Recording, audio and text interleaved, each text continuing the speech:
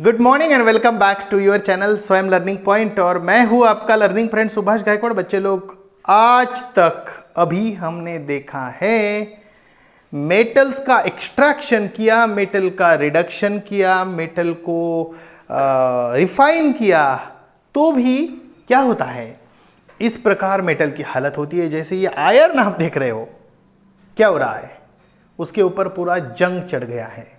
इसको हम करोजन बोलते हैं। ये करोजन क्यों होता है, समझिए कि ये जो आयरन है it react with air, water, moisture, और फिर क्या होता है, Fe2O3 यानी फेरस ऑक्साइड का लेयर फॉर्म होता है, और उसको ही हम क्या बोलते हैं, करोजन या रस्ट बोलते हैं। तो ये रिएक्शन इस प्रकार होती है। अब हम बेसिक चीजें समझते हैं कि इसके साथ साथ ये जो आप कॉपर वेसल देख रहे हैं, ये कॉपर वेसल्स भी कैसे चमकते हैं, लेकिन जब वो ऑक्सीजन के संपर्क में आते हैं या कार्बन डाइऑक्साइड के संपर्क में आते हैं, तो पहले तो ऑक्सीजन के संपर्क में आते हैं तो कॉपर ऑक्साइड फॉर्म होता है, कार्बन डाइऑक्साइड के संपर्क में आते हैं तब कॉपर कार्बोनेट फॉर्म होता है और वो ग्रीनिश कलर का होता है। ऐसा ग्रीनिश लेयर उसके ऊपर आ जाता है। समझ रहे हो? सिल्वर ऑर्नामेंट, सिल्वर आर्टिकल्स, जैसे आप यहां सिल्वर आर्टिकल्स देख रहे हैं कैसे चमचमाते हैं, लेकिन when they expose to air for long time they also react with hydrogen sulphide, क्योंकि एयर में हाइड्रोजन सल्फाइड का कुछ ट्रेसेस होते हैं।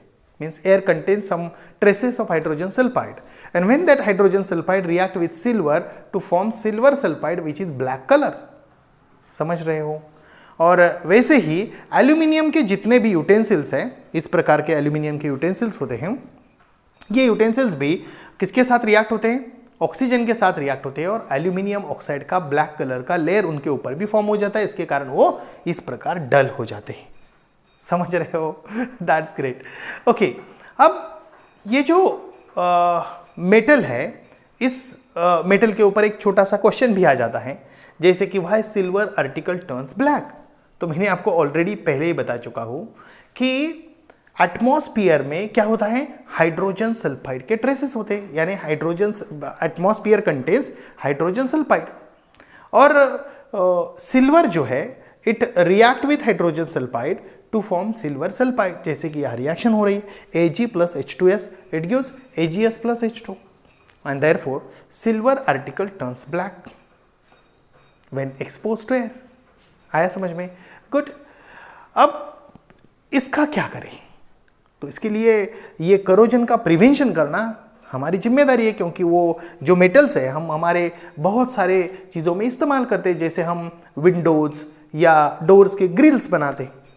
अब उसके ऊपर हम क्या करते हैं, एक तो किसी एक पर्टिकुलर सब्सटेंस का लेयर चढ़ाते हैं ताकि ऑक्सीजन, मॉइस्चर, एयर का उनके साथ कांटेक्ट ना हो। किसके साथ?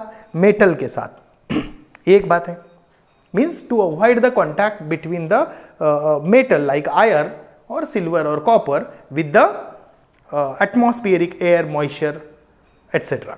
तो उसके लिए क्या करते हैं, इस प्रकार पेंटिंग करते हैं। समझ रहे हो?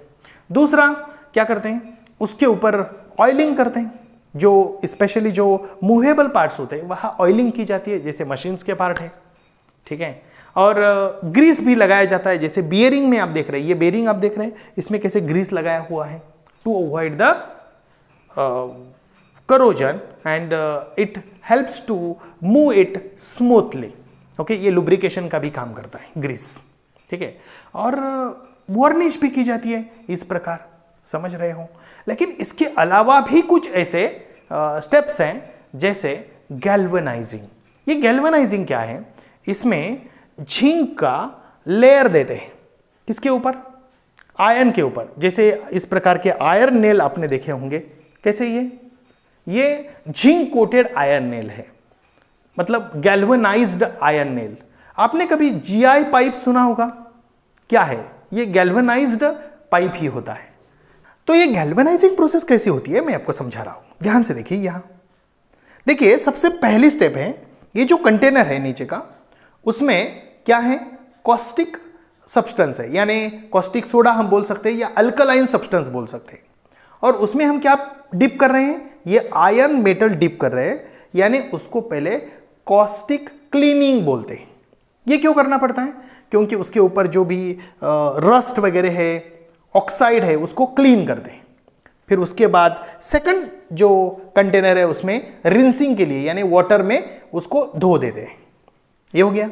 आफ्टरवर्ड्स ये जो थर्ड जो कंटेनर है आप यहां देख रहे हो, इसमें डिप करते हैं और क्या करते हैं, यहां पिकलिंग करते हैं। पिकलिंग का मतलब है कि ये जो कंटेनर है इसमें जो सॉल्यूशन है वो है सल्फ्यूरिक एसिड का सॉल्यूशन, और सल्फ्यूरिक एसिड या हाइड्रोक्लोरिक एसिड में उसको धो देते हैं ताकि उसका ऑक्सीडेशन ना हो।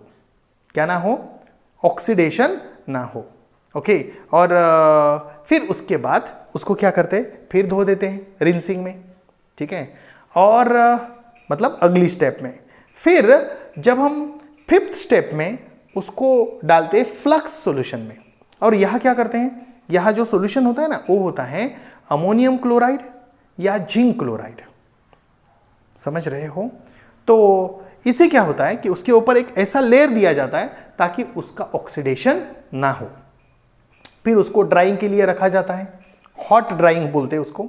ड्राइंग के बाद फिर उसको एक्चुअली झिंक बात में रखते हैं, जहां झिंक होता है और झिंक का लेयर उसके ऊपर जाता है, उसको गैल्वेनाइजिंग बोलते हैं।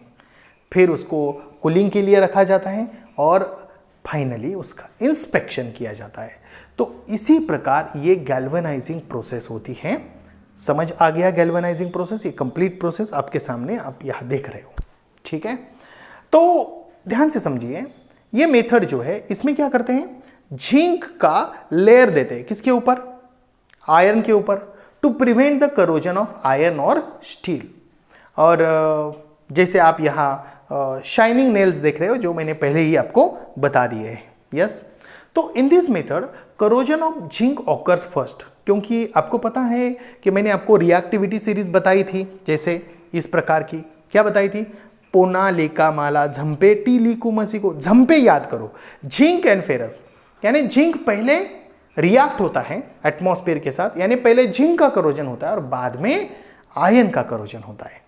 आप समझ रहे, यानी हाई रिएक्टिव मेटल का लो रिएक्टिव मेटल के ऊपर कोटिंग करते, ये हो गया गैल्वेनाइजिंग प्रोसेस। ओके, और कुछ सीजन तक वो अच्छा रहता है, लेकिन बाद में वो जिंक का लेयर निकल जाता है तो वो करोजन होता ही होता है। और एक मेथड है, तो वो मेथड क्या है, टिनिंग। इस प्रकार का ये एक्टिविटी आपने देखा होगा कि जो कॉपर के जो वेसल्स होते हैं उनको क्या करते हैं, जो टीन होता है उसे इस प्रकार कोटिंग करते, उसको हम कलही बोलते हैं, शुद्ध भाषा में कलही बोलते हैं। समझ रहे हो? Okay, so in this method what is to be done, the molten tin is coated और deposited on the copper metal. ठीक है, और ये प्रोसेस इस प्रकार होती है। ये बिल्कुल सिंपल प्रोसेस है। अब इससे क्या होता है कि कॉपर के ऊपर जो ग्रीनिश पॉइजनस लेयर फॉर्म होता है ये कलही के कारण नहीं होता है। समझ आ गया है? नेक्स्ट प्रोसेस है एनोडाइजेशन प्रोसेस। ये एनोडाइजिंग क्या है, एनोडाइजिंग नॉर्मली एल्यूमिनियम के लिए करते हैं, कॉपर के लिए भी करते हैं, लेकिन ज़्यादातर एल्यूमिनियम आर्टिकल्स आर एनोडाइज्ड। जैसे कि आप देख रहे हो कि इस प्रकार के जो विंडो फ्रेम होते हैं वो विंडो फ्रेम एनोडाइज फ्रेम होते हैं, या आप जो पैन देखते हो इस प्रकार के, जितने भी यूटेंसिल्स है घर में इस्तेमाल करने वाले, इसमें बहुत सारे जो ब्लैक कलर के जो यूटेंसिल्स होते हैं वो क्या है, they are anodised pans and anodised pressure cooker. ये आपने देखा होगा इस प्रकार। ठीक है, in this method aluminium article is used as anode. Aluminium article का क्या इस्तेमाल करते हैं, एज ए एनोड इस्तेमाल करते हैं। और ये जो बात है इसमें क्या इस्तेमाल करते हैं, इसमें या ये जो आपको जो टब दिख रहा है, इस टब में एक liquid sulphuric acid as a मतलब dilute sulphuric acid as a electrolyte इस्तेमाल किया जाता है। जब इलेक्ट्रिक करंट पास होता है तब क्या होता है कि ऑक्साइड लेयर किसके साथ रिएक्ट होता है, एल्यूमिनियम के साथ रिएक्ट होता है, और एल्यूमिनियम ऑक्साइड का लेयर, ब्लैक कलर का लेयर फॉर्म होता है। उसको अलग अलग कलर ऑब्टेन करने के लिए उसमें डाइज भी इस्तेमाल करते हैं और अलग अलग प्रकार के एनोडाइज्ड फ्रेम्स बनाए जाते हैं। समझ आ गया है? गुड। अब दूसरी बात हो रही है इलेक्ट्रोप्लेटिंग की। अब ये इलेक्ट्रोप्लेटिंग क्या है? इलेक्ट्रोप्लेटिंग भी ऐसा ही है कि जिसमें लेस रिएक्टिव मेटल का हाई रिएक्टिव मेटल के ऊपर कोटिंग किया जाता है बाय इलेक्ट्रोलिसिस प्रोसेस। जैसे कि यहां आप देख रहे हैं ये इलेक्ट्रोलिसिस प्रोसेस है।